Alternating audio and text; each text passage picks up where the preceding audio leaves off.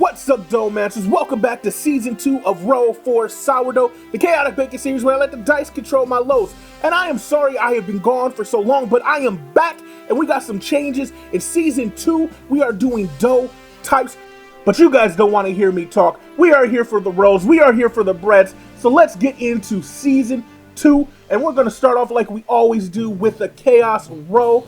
And let's see what we rolled today, and we got a 16, so we're having just our normal bread. And here we go with the dough types. We rolled a 20 for cinnamon rolls, so we're making some cinnamon rolls. Let's see what's going in them. And we first got ketchup.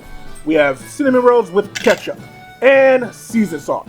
Man, these aren't going to be your traditional cinnamon rolls, that is for sure. And then we got pizza sauce, saucy cinnamon rolls, and crushed chips.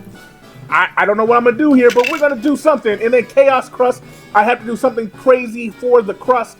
And here are the ingredients I chose. I got some naked chips. I got mustard, ketchup, seasoned salt, the pizza sauce, everything that needs to go in the cinnamon rolls. Let's put it together. And here we go, getting the flour into the bowl. I decided the best way to use the chips were to crush them and use them as part of the dough. So here we go. I'm going to put in some of the flour, and then I'm going to put in about 100 grams worth of naked Cool Ranch Doritos. And then I'm just going to crush them up. Crush them and crush them and crush them with my hand until they come a fine powder. And I forgot I'm going to add some seasoned salt as well.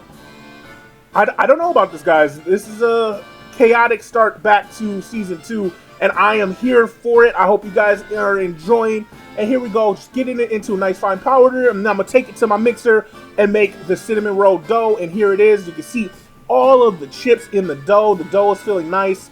It's not too soft, it's not too hard, and it's not sticky. So I'm gonna let it proof for a while until it's ready for us to roll it out into the cinnamon dough. And here it is after proofing.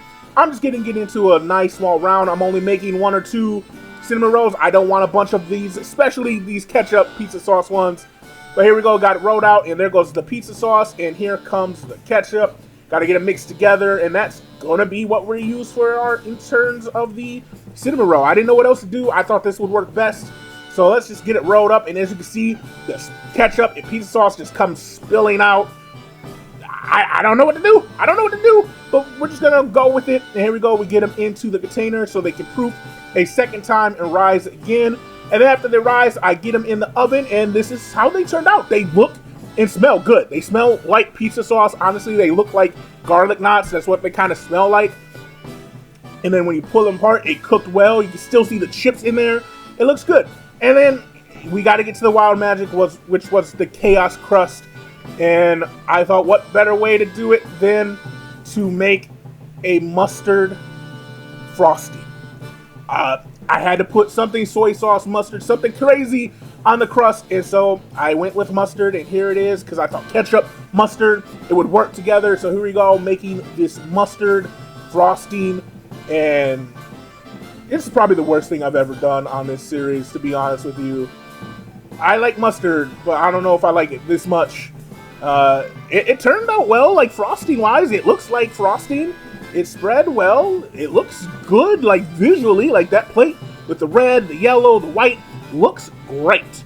But I'm not excited to try it, but you know, that's part of the episode. So here we go. Look at it. It looks great. Like, honestly, it looks fantastic visually. It did not smell the best. I struggled.